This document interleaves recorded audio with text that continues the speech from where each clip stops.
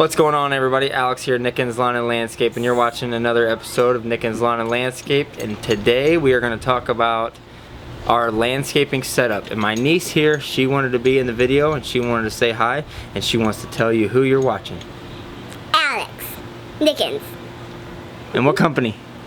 Nickens on Landscape. Nickens on Landscape. And what do we do? Do landscaping. And we run equipment? Uh-huh. We have dump trucks? Uh-huh. Okay, and now who else do you want to introduce? Hope, say hi. This is my her puppy, Hope. This is her boxer puppy, Hope. It was a present from Christmas. It was her Christmas present. Yeah, I had no idea. Totally surprised. Yeah. Totally surprised. Well, this is my niece, Harper. She's awesome, she's beautiful, and she wanted to be in the video. And she wanted to introduce her puppy, Hope. Say bye. Bye. Till next time. Till next time. Real quick, I do want to give a couple of shout outs. One I'm going to give at the end of the video. The second one, a guy that I've been watching a little bit, a young guy that seems to be doing really well in the landscape industry. I think not enough people know about him. You guys should check him out. Seems to be doing really good things, and I'm one of those people, I don't watch every single YouTube video. I watch when I have time, I watch when I can, but what I have seen of this kid, he's doing really well. His name's Carson Shifsky. I don't know if I pronounced that last name right. I'll try to leave a link right here for you guys to check him out, but like I said, he seems to be doing really good things, and I don't give shout outs very often, so you guys should definitely go check him out. So in this video, I wanted to do my landscaping setup. You see a lot of the videos, lawn care setups, that's really popular on YouTube, but you don't see a lot about the landscaping setups. I'm not really sure why that is, but I want to do this. I think it's going to be really cool for me to see down the road here in a few years, whatever, next year, in 5 years, in 10 years, I'll be able to look back on this video and say, wow, you know, I remember those days. So I'm going to share my landscaping setup with you. I'm not going to show you all the little tools, but I'm pretty much going to show you what we use whenever we're doing installs, we're doing patios, retaining walls, good stuff like that. So come along with me and I will show you what I got.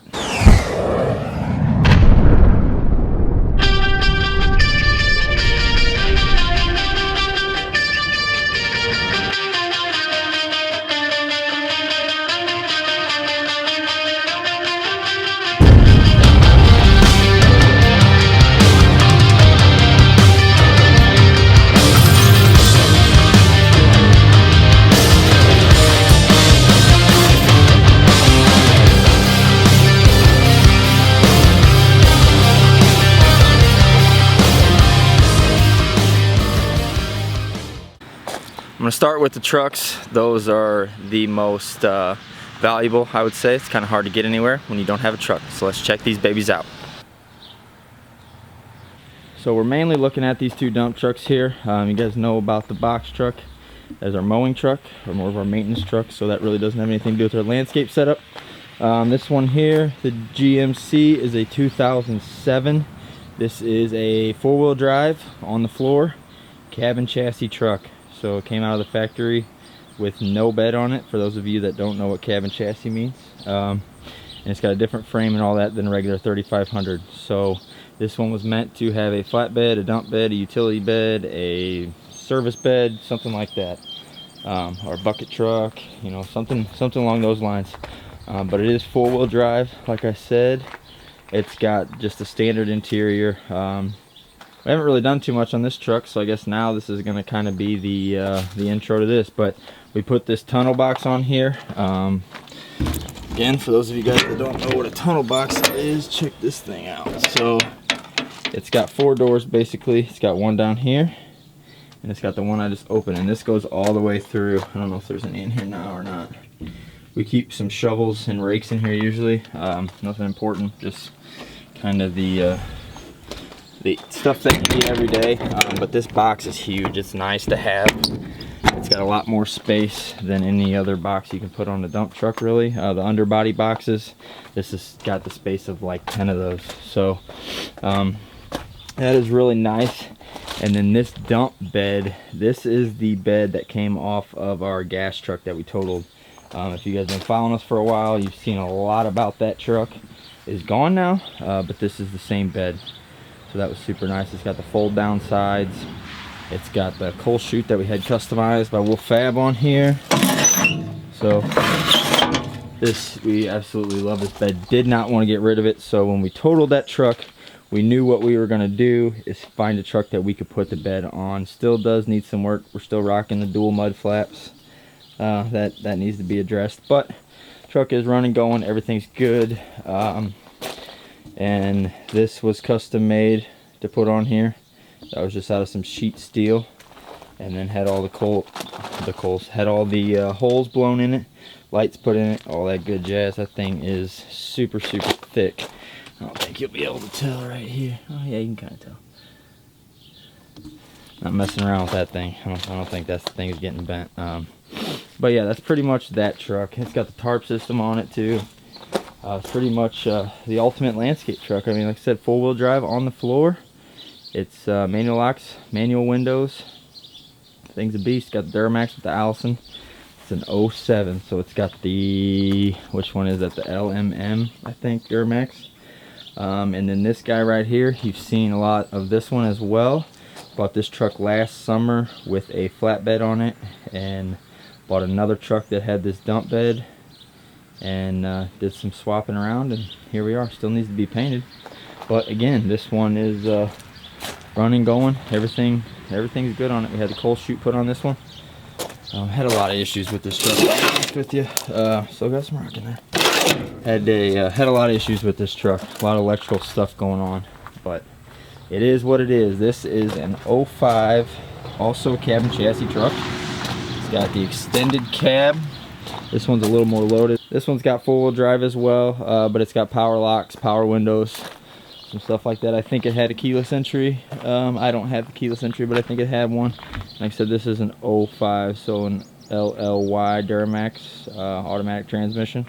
This one is set up with the Meyer Plow. I don't have a plow set up on this one yet. I'm not going to get another Meyer. I had a lot of those. That's what I've always used is Meyer. I've had one Western. I didn't like it, but it was an older one. I think I'm going to try out a Boss. I hear a lot of good things about those. They're not really used too much around here. We don't plow very much snow. New to the channel, definitely consider subscribing, but we are from St. Louis, so not much snow removal going on here. A lot more salting than anything, so I'm probably going to get a new spreader for this. I don't really like the V-Box because, again, we're from St. Louis, so a lot of times they say, oh, it's going to be an ice storm. You guys are going to definitely need the salt. You know, everybody be prepared. Then you load up your spreader, and boom, no storm. And we don't really have anywhere to store salt, so it's nice to be able to have the pallets, you know, kind of as tight as we can possibly get them in the shed, and just load them up as we need them, and just kind of order them as we need them. We can get them delivered to the shop here, so it's pretty nice. But that's the deal on that. So it needs a plow. I do have a spreader that can go on it, but I'm probably not going to use that spreader. This one is set up with a Meyer. I'm not sure if I'll update this plow or not. Just kind of depend how the rest of the year goes, and if I need to spend some money for tax purposes, I may put a plow on there. But we'll see what happens whenever we get there. And then real quick, while we're looking at it, that is a 99 Isuzu diesel. It's a Chevy truck, but it's got the Isuzu diesel automatic. It's a 14-foot box, and we had a custom gate built on there. We have a full video on that. If you're interested, go check that out. And then this is the trailer that we haul our skid steer and excavator with mostly. This is a 16-foot with a 2-foot dovetail. It's got 7,000-pound axles, brakes on both axles. So it's 18-foot total. It's got the heavy-duty ramps. We did a little customization back here. It's got these extra supports you can drop down. There's a bunch of holes in them, so you can drop that down and give yourself some support if you're taking off something real heavy. It's got the LED lights, those heavy duty brackets on there. We upgraded our pin system. That's all you got, so you just got to lift that pin out, and it drops down. It's a heavy duty pin that can't really bend. And then we also, let's see here, get a good shot of that. We also customized and put some lift springs down in there. This trailer did not come with those originally, and these ramps are pretty heavy, so both sides we got some lift springs.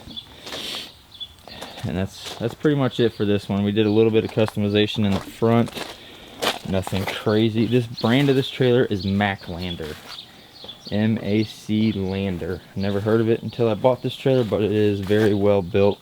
We put this on here too, just a piece of sheet steel. that we cut out. I showed this a little bit on our Instagram. I think I might have shown it in a video or two as well. But you can hang your chains up there, and then we put some mesh down in here to hold those. So that's really nice.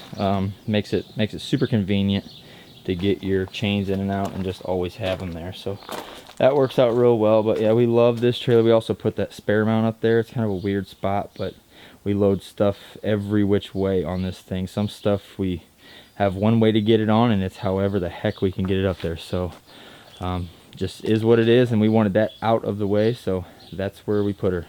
And then here we've got the Rice 14-foot dump. I bought this used, probably be my 4th fall with it, something like that. My 2nd year in business, I bought this guy, and it was a lot newer whenever I bought it. It wasn't new, but it was in a lot better shape than it is now. We've used it a lot, and it's just been sitting outside for these years, so it really needs to be painted and cleaned up, but it's still solid. It's got no holes in the floors. The D-rings all still work in the corners. So I mean, it's still a good trailer for sure. We bought it originally to build our leaf box on it, and that's what we've done the past 4 years. This year I actually think we're going another route for our leaves. Definitely stay tuned for that. We're gonna have an epic leaf setup, but this one just gets used for our landscape demos pretty much now, and we'll haul the skid in it or the mini in it. If this one's also got 7,000 pound axles, so we're good there. But we'll haul one of the machines in it if the flatbed is in use or for some reason out of commission, which is never really out of commission, but if for some reason it's getting something done to it, we'll use this one if we need to. And now for the machines, the moment everyone's been waiting for. A lot of you guys already know what we have. If you follow us on Instagram, you know exactly what we have. So if you're not following us on Instagram, you better head over there and check us out, because you already know what I was about to show you. But let's check these babies out. All right guys, the camera cut off on me on this part. So this one is a 2006 Bobcat T180. It's got 2,350 hours on it. We've had it for about 3 years, and it has been very, very good to us. And again, Harper wanted to be in it. Tell him it's a Bobcat T180. It's a Bobcat 2180. And tell him you drove it. Remember when we got dirt when we were doing landscaping? You were in it with me. I drove it. She literally operated the tracks. I did the bucket, and she drove us forward, and she drove us backwards, and she had a blast with it. So she's pretty cool. Not gonna lie. And we've got the forks. We've got a smooth bucket. And we got a tooth bucket. We also have a Harley rake, a Bobcat brand Harley rake that's in the shed. But this guy has been really, really good to us. Have no issues out of it really, just standard maintenance stuff. And I think we had a sensor go out on it. Couple cylinder seals we fixed, but that's just kind of average. It's got 2,300 hours on it, so that kind of stuff is just going to happen. Can't wait till the day we get a brand new one and we don't have that stuff going on, but for now, that's just what we're going to deal with. But we painted our back door black, and we put our logo on there, and we've got our phone number up there along the arms. Kids, please quit calling me. I have random numbers calling me all day long. I assume it's from this or my website, but if it's you guys, cut it out. I'm busy. And then we've got the 2006 Bobcat 331. So they're both 06s, and they're both over 2,000 hours. The skid steer's got 23, 47, 48 is where it's at right now. And the excavator, to be honest, I'm not even sure exactly where it's at. I think it's 22, 12 or something. Let me look real quick. Oh no, 21, 12.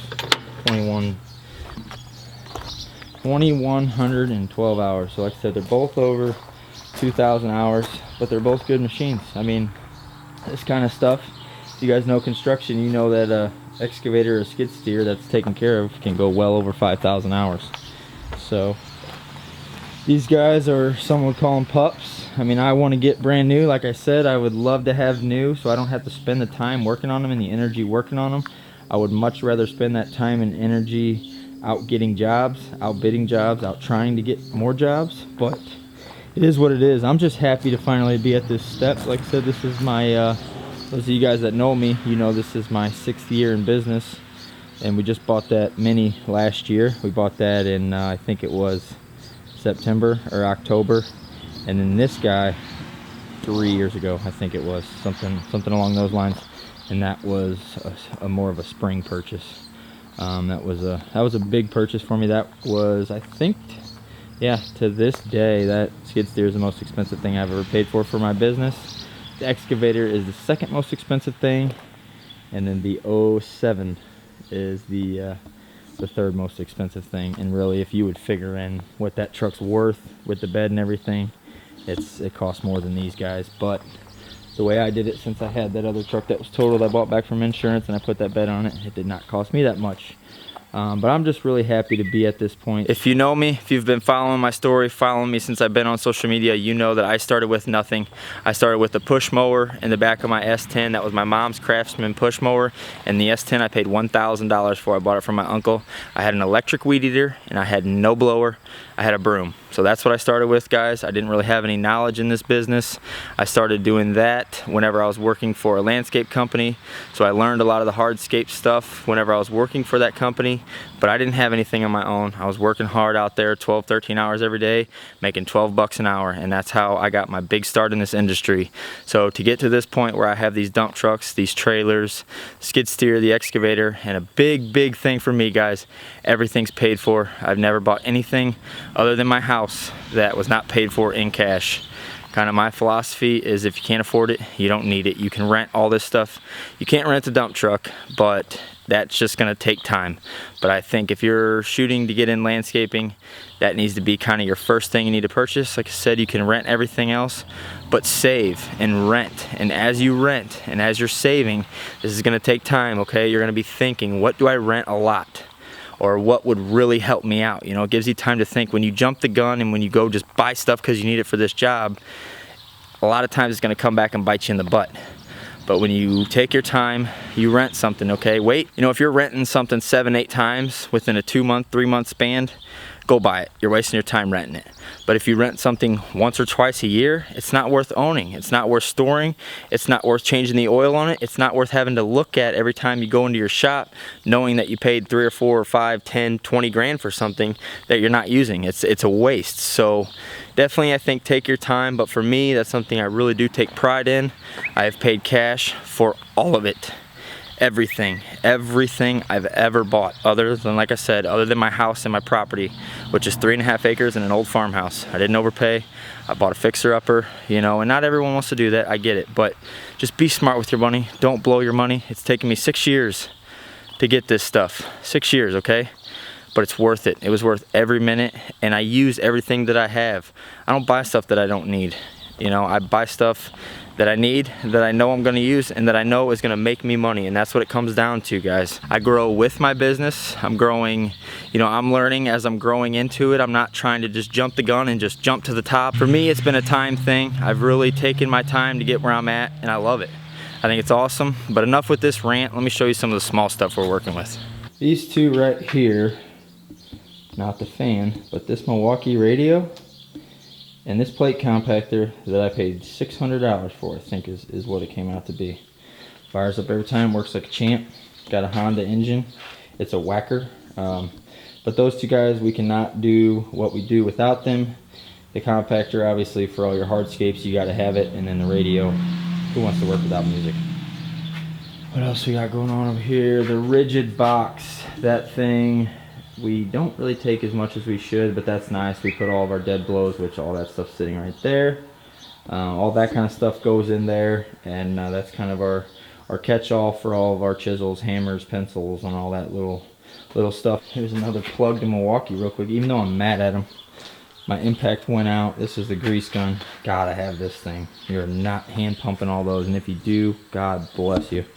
But definitely gotta have the battery powered grease gun. But Milwaukee, they have my my impact, and it's been a few weeks now, and I have heard nothing back. My impact randomly went out, bought the $500 high torque deal, and 3 months in, just one day, poof, it was done. So, and I've been waiting like 3 weeks now, so it's kind of getting on my nerves. Milwaukee, come on with it.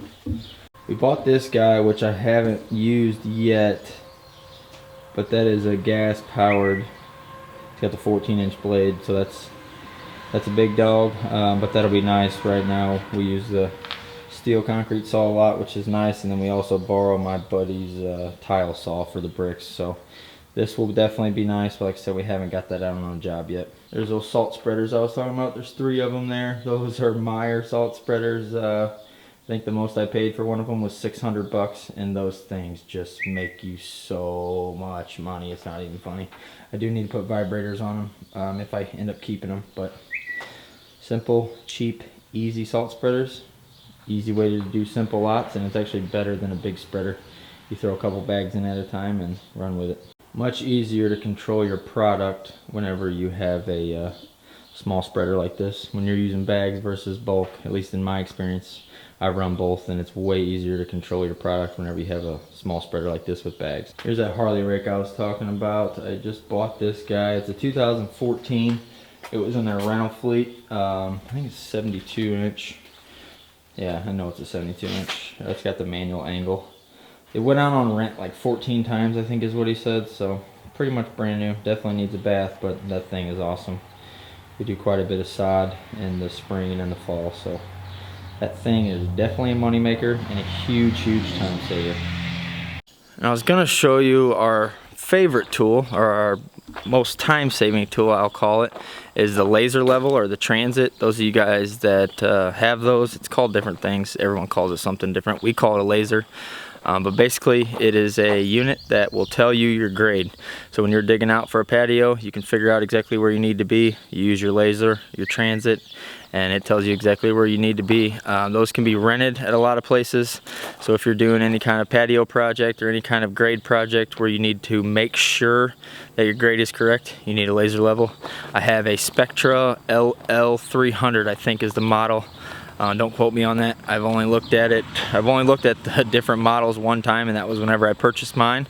Again, it's something I purchased used, but I did a little research before I bought it. I think that's what it is, an LL300, but it is awesome. I have no complaints. It did wig out on us one time, but it was like sprinkling a little bit, and I think that it may have had some drops on the receiver and that was throwing it off. I'm not sure. Let me know in the comments, those of you guys that use laser levels, will water on the receiver basically in between the beam and the pole, will that affect it? Because that was the only time we ever had it wig out. I'm thinking it may need to be calibrated.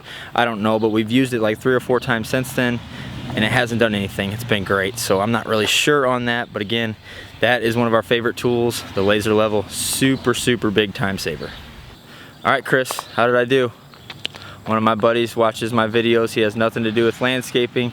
Last time I ran into him, he goes, hey man, when you coming up with the landscape setup? When's the landscape setup gonna be out? So this one was for you, Chris. Hope you enjoyed it. Everyone else, thanks for watching. I really do appreciate all your guys' support. Check us out on Facebook, check us out on Instagram.